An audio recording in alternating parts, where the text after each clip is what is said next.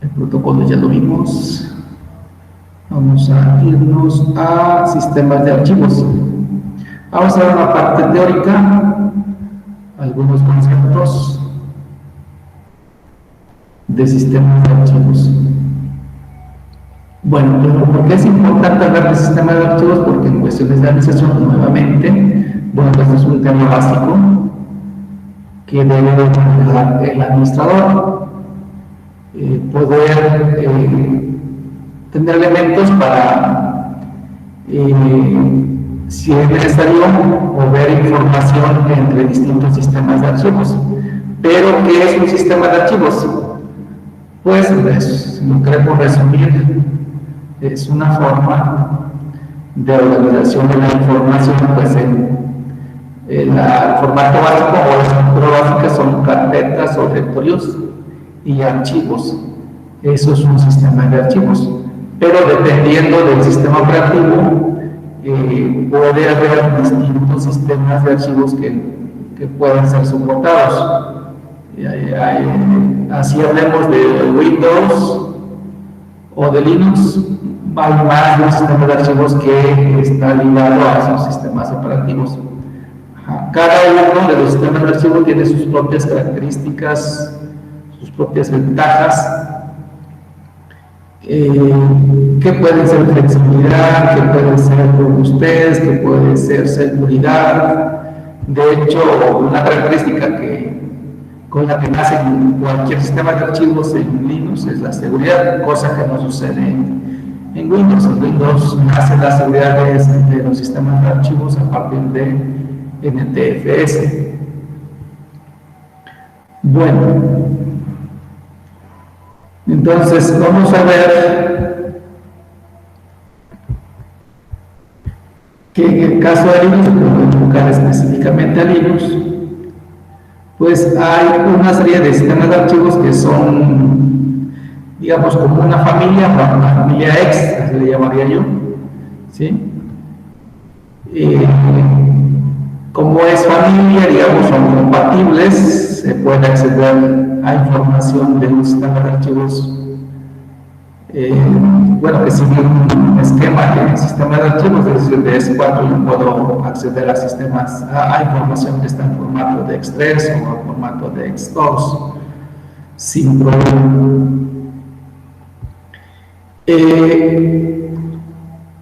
Ahora, ese sistema de archivos nace cuando se formatea un disco o una partición. Aquí vamos a ver primero la estructura de un sistema de archivos y los componentes. Y para eso solamente me voy a basar en un sistema de archivos. El sistema de archivos más básico de Linux, que es X2. De todas maneras, vamos a revisar ya en una práctica que hay la mayoría de características que aquí menciono, digamos, son componentes que vamos a ver en cualquiera de los sistemas de archivos, y eso lo vamos a comprobar en el caso de los sistemas X, ¿sí? Cosa que también vamos a revisar cómo quiere si tuviéramos un sistema de tipo NTFS, y lo vamos a hacer, yo espero que lo mismo, como ejercicio práctico para revisar cómo se estructura la información en un sistema de archivos y en otro. Bueno, pues tenemos, o es importante conocer la estructura porque es la forma que van a usar, digamos, los archivos cuando se almacenen, para poder almacenarse, ¿sí? Para poder almacenarse el disco, se parte de la estructura del formato con la que se inicializó la partición donde se esté guardando, donde se va a guardar la información. Entonces, un primer elemento del que vamos a hablar, después de que sabemos que todo esto se va a ir a un disco, pues un disco que se le va a dar formato y específicamente a una partición, ¿sí? El primer elemento del que estamos hablando, lo vamos a ver, es el bloque. ¿Qué es el bloque? Dice, cuestión básica que vamos a recordar, si ya lo habíamos visto, es recordar si ya lo habíamos visto en otra asignatura, un bloque. En términos de Linux, se refiere a un grupo de sectores. ¿Sí? O sea, cada conjunto de sectores eso va a depender del tamaño del disco, del sistema operativo que tengamos, en este caso estamos hablando de Linux, y del sistema de archivos que vayamos a usar para el formato. Entonces es un grupo de sectores, un sector puede ser un sector que equivale a 512 bytes. Por lo tanto, un block en Windows se conoce como cluster. Esos block clusters, digamos, serían términos indistintos que podemos usar uno o usar otro, y estamos refiriéndonos al mismo componente. Entonces, un block se compone cuando menos, o se va a componer cuando menos de dos sectores, y puede ser que sea mayor, y cómo va subiendo en múltiplos de 2 o en potencias de 2, creo que sería lo correcto. En potencias de 2 sería lo correcto. O sea, puede ser después de 2, y que sigue el siguiente tamaño de bloque sería de 4. Yo podría tener un bloque de 2 sectores, un bloque de 4 sectores, un bloque, o tamaños de bloque de 4 sectores, tamaño de bloque de 8 sectores, tamaño de bloque de 16 sectores, de 32, de 64, etc. Los más comunes según lo que les comenté aquí, o hasta, digamos, más comunes, los grandes serían de 64 KB, que pudiera ser que hubiera más grandes, y va a depender mucho, les decía, del disco y del sistema de archivos, es decir, qué tan grande es el disco que voy a formatear y con qué sistema operativo estoy trabajando. Ajá. Y esto vamos a checar ahorita por default cómo nos crea nuestros bloques usando un sistema de archivos. Después del bloque, lo que vienen son grupos de bloques. Es el término más común que vamos a ver es el bloque. Después del bloque vienen grupos de bloques. ¿Sí? Y dice que ¿para qué sirve el grupo de bloques? Pues para reducir la fragmentación del espacio de almacenamiento. ¿Por qué hablamos de fragmentación? Porque el momento en que en una partición se tienen muchos archivos, pues a medida que se van creando más archivos, el espacio pues no se asigna de forma adyacente, sino que se van ocupando diferentes espacios en el disco. Y el hecho de ir quedando huecos entre partes de un disco, a eso se le conoce como fragmentación, o sea, espacios vacíos. ¿Sí? Entonces los grupos de bloques ayudan a que la fragmentación sea más pequeña. ¿Por qué? Porque se va a tratar de ir agrupando bloques, digamos, de información de espacios que sean más o menos adyacentes. ¿Sí? Bueno, en el formato entonces se van a crear, después de que se crean los bloques, o más bien de que veamos que se genera una cantidad de bloques, vamos a ver también información que nos va a decir acerca de cuántos grupos de bloques se crearon a tal formato de disco, a una partición. Bueno, estos dos componentes son componentes que solamente vemos, digamos, cuando hacemos el formato. No los vemos fácilmente después que hemos dado un formato. Bueno, lo que sí podemos ver una vez que se dio formato o tiene más sentido, pues son los directorios o carpetas. Ajá. ¿Y qué es un directorio? Pues es un objeto. En términos de enfocándonos en Linux, un directorio o carpeta no es más que un objeto del sistema, un objeto que se puede, que toma la forma, digamos, de un archivo. De hecho, en Linux todo se basa en archivos. Lo único que le diferencia es el tipo de archivos. Entonces, un directorio es un tipo de archivo que sirve para un directorio, precisamente una lista a partir de la cual, o un índice más propiamente, un índice de archivos a los que queremos acceder. Y en términos de directorio, un elemento que podemos revisar, de hecho vamos a revisar, es que cuando se crean archivos, cualquier tipo de archivo en Linux, se le va a generar un inodo, que adelante viene el otro componente, que es el inodo. Y el inodo es un nodo, o sea, es como un espacio de inicio, vamos a llamarlo así, donde inicia el contenido de un archivo. De hecho, digamos, apunta al inicio del contenido de un archivo. Y en ese nodo inicial, vamos a encontrar la información que describe un archivo. ¿Sí? Desde el tipo de archivo que es, quién es el propietario, quién creó ese archivo, a qué grupo pertenece el archivo, la fecha en que se creó el archivo, la hora, el tamaño del archivo, etc.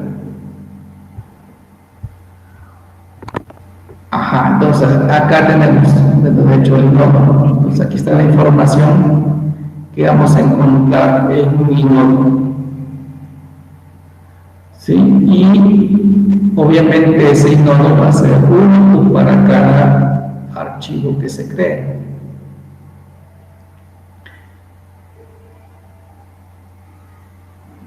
¿De acuerdo?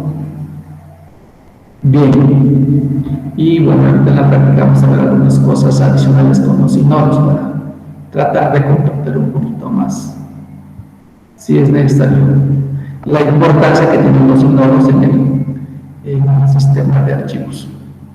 ¿Qué otro componente tenemos? El superbloque. El superbloque es un solo elemento. En el caso de nodos, pues son varios nodos. En el caso de directorios, son varios directorios. En el caso de grupos de bloques, son varios grupos de bloques, como lo vamos a ver en el formato. En el caso de los bloques también. Pero en el caso del superbloque, solamente tenemos un superbloque y bloques de respaldo, pero no vamos a tener muchos superbloques. ¿Por qué? Porque este espacio, vamos a llamarlo así, contiene información general de la configuración del sistema de archivos. ¿Sí? Y aquí nos dice qué información se guarda en el superbloque, ¿no? Nos dice cuántos nodos en total se crearon. Pero se crea al principio del formato, cuánto es la cantidad de nodos o nodos índice se crearon para esa partición y cuántos bloques también hay en el sistema de archivos. O sea, los totales, digamos, los totales, cuántos, en el caso de los bloques, cuántos bloques se crearon, si ya se está usando, cuando ya se está usando el disco, vamos a llamarle, en el superbloque vamos a encontrar cuántos bloques ya están ocupados y cuántos están libres. Lo mismo que se usará con los nodos. Ya se crearon archivos, por ejemplo, si había al inicio 10.000 nodos, pero ya se crearon 5.000 archivos, entonces en ellas solamente habría 5.000 nodos disponibles. Sí, lo mismo va a suceder en términos de los bloques asignados a cada archivo o del grupo de los grupos de bloques. ¿Sí? ¿Qué otra información? Otra información que se va a guardar en el superbloque es un estatus de cómo, de cuándo el sistema de archivos se ha montado y cuándo se ha desmontado y si se desmontó correctamente. Este término es un término que muy común en Linux. En Windows no existe el término como tal, aunque hay un proceso, no se maneja el término. En Linux sí es importante saber que debe tomar en cuenta que cualquier partición que se usa, antes de que pueda usarse, se tiene que montar, por eso viene de ahí el término de montaje, ¿sí? Y esa información se registra en el superblog, que es cuando se montó un sistema de archivos, o cuándo fue la última vez que se montó un sistema de archivos, y si ese sistema de archivos que se montó, si se desmontó correctamente. O sea, quiere decir que cualquier sistema que se vaya a usar se tiene que montar primero, y si se montó, pues obviamente se tiene que desmontar. A eso se le refiere como desmontar correctamente. No es lo mismo que se monte y que no se desmonte. El no desmontar un sistema de archivos va a implicar que a la larga pueda irse dañando físicamente el disco o dañando cierta información. ¿Por qué? Porque no hubo un proceso de desmontaje correctamente.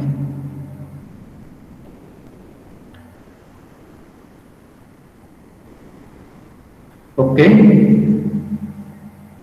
Bueno, de estos son los elementos más relevantes. Después vienen otros elementos. Acá.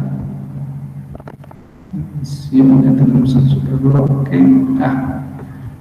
El enlace simbólico es otro elemento y no menciono más, pero hay otro enlace que se conoce como enlaces fijos. El enlace simbólico, si lo queremos ver y asociar con un término en Windows, equivale a un acceso directo. Entonces en Linux se conocen como enlaces simbólicos. ¿Qué cosas son estos? Bueno, acá dice que es un tipo especial de archivo. Acuérdense que todo es un archivo en Linux. La diferencia es que este archivito, el enlace simbólico, lo único que contiene es una referencia, es como un apuntador a un archivo que tiene realmente información. Entonces básicamente es como apuntar a otra entrada en el directorio, que puede ser en el mismo directorio donde esté el enlace, donde se haya creado el enlace simbólico, o que esté en otro directorio carpeta. Y ese enlace va a crearse como una ruta, apuntando a una ruta absoluta o a una ruta relativa. ¿Sale? Entonces realmente no contiene información importante. No pasa nada si yo elimino un enlace simbólico. Lo único que pasa es que se pierde un archivo, pero el archivo sigue existiendo y puedo seguir accediendo a él sin problema porque no borré el apuntador principal, o sea, el nodo. ¿Sí? Bien. Una vez que yo conozco estos componentes de un sistema de archivos, lo que sigue es, bueno, revisar qué sistemas de archivos hay. Aquí, obviamente, yo estoy hablando solamente de los sistemas de archivos, o algunos de los principales sistemas de archivos que son reconocidos y son de tipo Linux, y también incluyo a NTFS como un sistema de archivos que no es de Linux, pero que sin embargo es posible acceder desde Linux.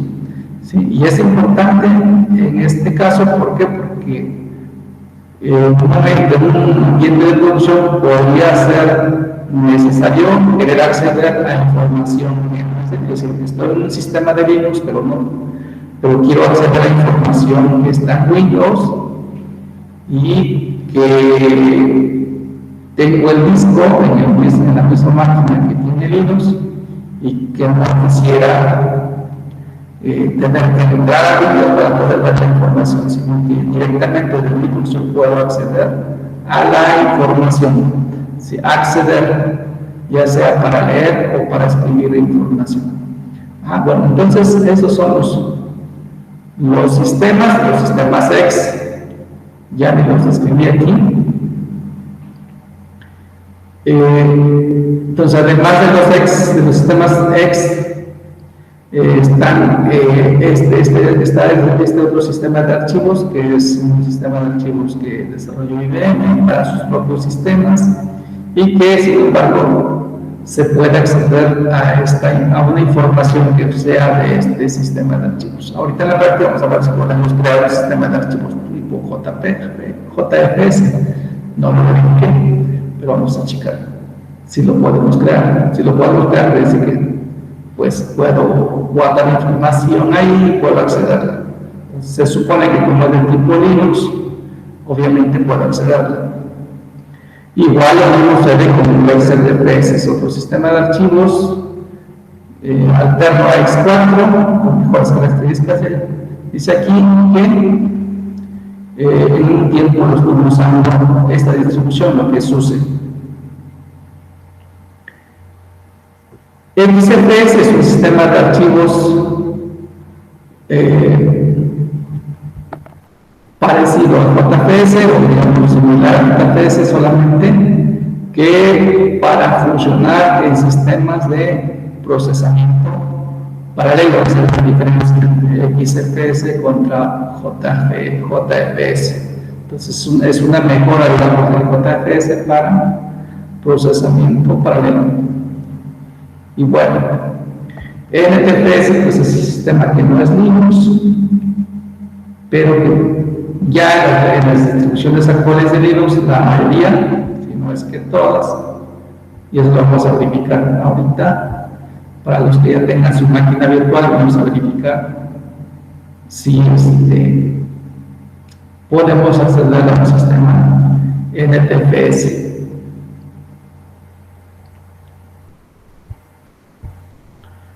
Ok, entonces para que yo pueda, antes de poder crear un sistema de archivos, pues obviamente el primer proceso que voy a hacer es particionar mi disco. ¿Sí?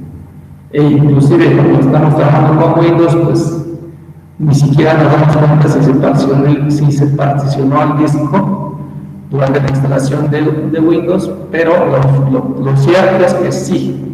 O sea, siempre sucede una partición. Puede ser que no lo vean, pero se creó, o sea, un disco cuando menos una partición, y esa puede ser equivalente al total del disco. Bueno, en cuestión de particiones, la primera parte interesante que hay que tomar en cuenta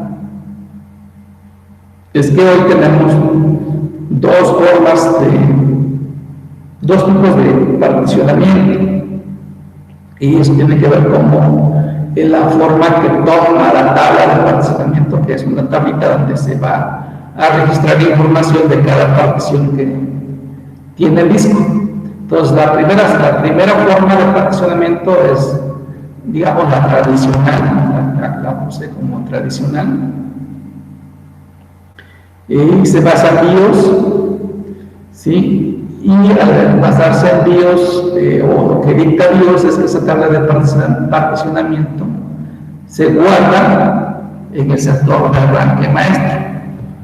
Y el sector de arranque maestro pues equivale al primer sector del disco. Se conoce también como el sector cero del disco. Entonces, en ese sector se guarda un código de arranque que ocupa los primeros 446 bytes, me parece, y el resto de 446 a los 512 se ocupa para guardar la información de la tabla de particiones. Se va a registrar cuántas particiones se crearon y el tamaño de cada partición. Ahora, hoy, desde hace algunos años, cuando menos me parece que cuando menos unos 6, y más que más años, se generó o se inventó una nueva forma de particionamiento. A eso se le conoce como la UEFI, que es una interfaz de aquí, de universal, de firmware extensible. ¿Qué se creó o se inventó para ayudar a proteger el arranque del sistema? ¿Para qué proteger? Porque anteriormente sucedía mucho que un tipo de virus que dañaba o afectaba fuertemente los discos era precisamente los virus de sector. Sí, se les llamó así como virus de sector o virus de sector de arranque, porque lo que hacían era dañar precisamente o alterar a propósito, obviamente, la información del sector cero del disco, y eso evitaba que el disco arrancara. Es decir, la información podía estar ahí, el sistema operativo podía estar intacto, vamos a llamarlo así, pero por el simple hecho de alterar ese sectorcito, ya dejaba inservible el sistema operativo. O a lo mejor el arranque, pues el sistema tendría uno que saber qué hacer para recuperar el sector de arranque. Básicamente para evitar, para ayudar a que esto siguiera sucediendo, se inventó esta forma de particionamiento. Y esto obviamente de alguna forma al principio afectó a Linux, ¿sí? Pero afectó en el sentido de que UEFI se basa en el registro de una clave privada para poder tener acceso a las particiones, y esto de alguna forma iba en contra o va en contra de las reglas de uso de Linux. Por eso es que, digamos, al principio como que afectaba, pero lo que se dio como resultado para evitar el impacto de UEFI fue la instalación de BIOS, pues indicando en la BIOS que se siguiera usando el formato anterior. Y la otra es el reconocimiento de UEFI. UEFI lo que hace realmente es crear un directorio en el primer sector, con el primer sector del disco, un directorio que se llama CIEFI, y debajo de ese directorio crea la tabla de particiones o el código de arranque. Entonces, eso pues, es posible, es soportado por muchos Linux, de manera que ya no es un impedimento.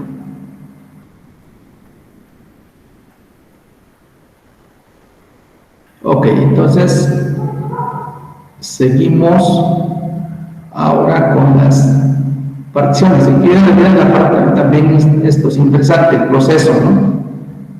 Ya sé que tengo que trabajar con particiones, ya sé que tengo que trabajar con sistemas de archivos, y lo que sigue es ir identificando los tipos, y que, bueno, sé que esto tiene que ver con discos, y lo otro que debo de saber es que cuando hablo de discos, pues hay distintos tipos de disco, o de cómo se fabrica un disco, de tecnologías, vamos a llamarle, ¿no?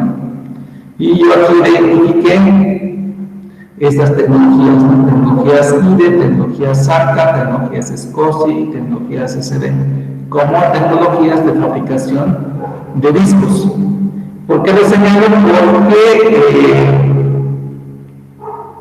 influye en el proceso de creación de las particiones, sobre todo, también influye en el proceso de arranque, inclusive, y eso lo vamos a revisar, digamos, como parte de las pruebas que puedo hacer con una máquina virtual, que para eso me ayudan mucho las máquinas virtuales a probar el comportamiento real que puede suceder.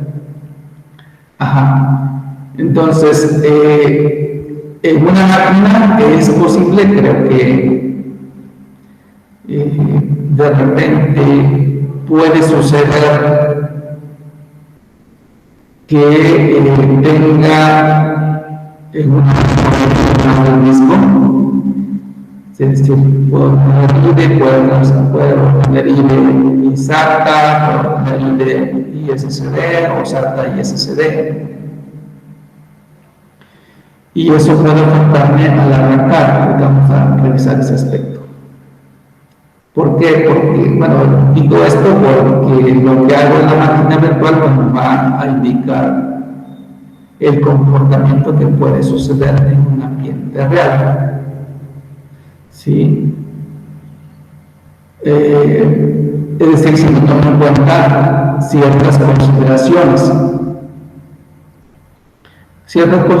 que obviamente en la máquina virtual no puedo hacer y que solamente más bien que debo de tomar para modificarlo en mi máquina real. Ajá. Ok, desde el punto de vista de Linux,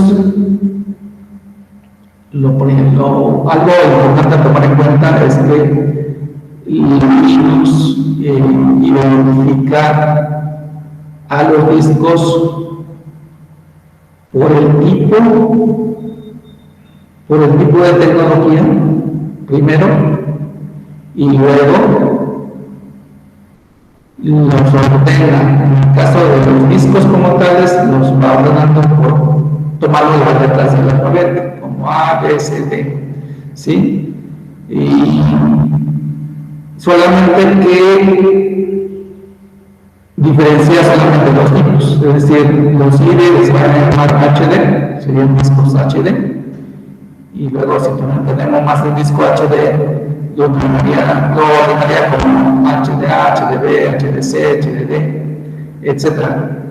Mientras que los discos SATA, SCSI o SSD los identifica como SD, viene de hecho la SD como disco SCSI, a todos los datos locales iguales, y los ordena igual, SDA, SDB, SDC. Esos serían los discos, ¿no? Los discos. Y luego para cuestiones de particionamiento, ya en el particionamiento, pues numera las particiones. Entonces, si yo creo particiones en un disco IDE, pues, y es el primer disco, pues las particiones serían HDA, HDB, HDA1, HDA2, HDA3, etc. O HDB1, HDB2, HDB3, HDB4, ¿no? Para hacer referencia a las particiones de un disco X. Luego, para ir viendo la parte, digamos, de cómo voy a reconocer los discos, o cómo Linux reconoce los discos, o los accesa. Si cualquier dispositivo físico, cualquier dispositivo físico, va a ser localizable debajo de esta carpeta, debajo de debajo de diagonal D, ¿sí? Entonces, yo ahorita voy aprovechando que estoy aquí en la parte donde estoy mostrando ya comandos, me voy a ir a la máquina virtual